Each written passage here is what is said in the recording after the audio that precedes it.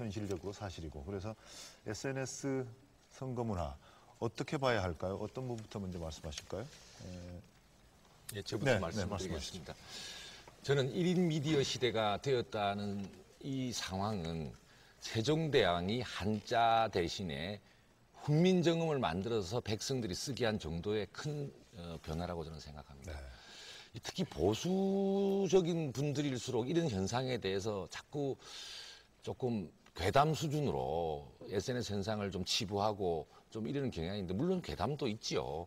근데 지금 핵심은 뭐가 되느냐면, 과거 이제 우리가 자유민주주의라고 하면 한쪽은 이제 시장경제, 자본주의, 또 하나는 민주주의.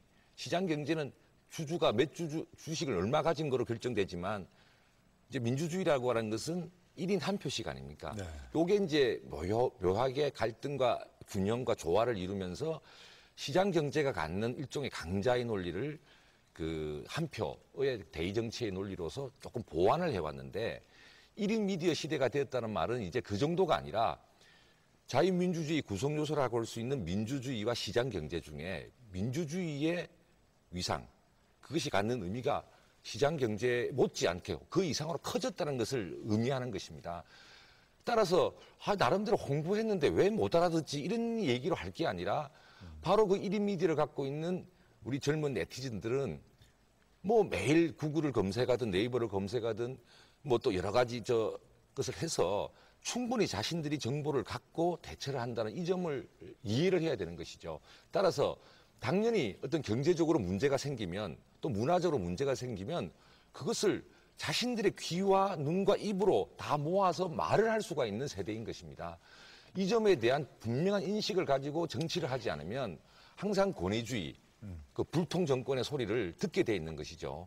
저는 이 점에 대해서 좀 깊은 자각을 해야 된다고 보고, 단순히 SNS를 통해서 빨리 알려서 많은 사람이 뭐 투표장으로 왔다, 하이힐 신고 마지막에 뛰어오더라, 뭐 이런 식의 얘기가 중요한 것이 아니라 우리 사회, 경제, 정치의 패러다임이 인터넷과 SNS 보급을 통해 1인 미디어 시대를 통해서 이제 2080 세대, 그러니까 20, 80으로 양극화된 세대의 그 80이라는 그 어려운 계층이 그냥 어렵기만 한 것이 아니라 자신의 소통 도구를 갖췄다는 점, 이 점을 직시하면서 현 우리 집권 여당도 또 우리 대통령도 바로 그 점을 직시를 하면서 밀어붙이기식 국정을 하면 안 되겠구나 하는, 저는 뼈저린 자성을 해야 된다고 생각합니다. 네. 정책도 우리 나름대로 했지만 사실 제가 정책에 부의장되고 서민정책 많이 했고 뭐 그때 여론조사 많이 올랐어요.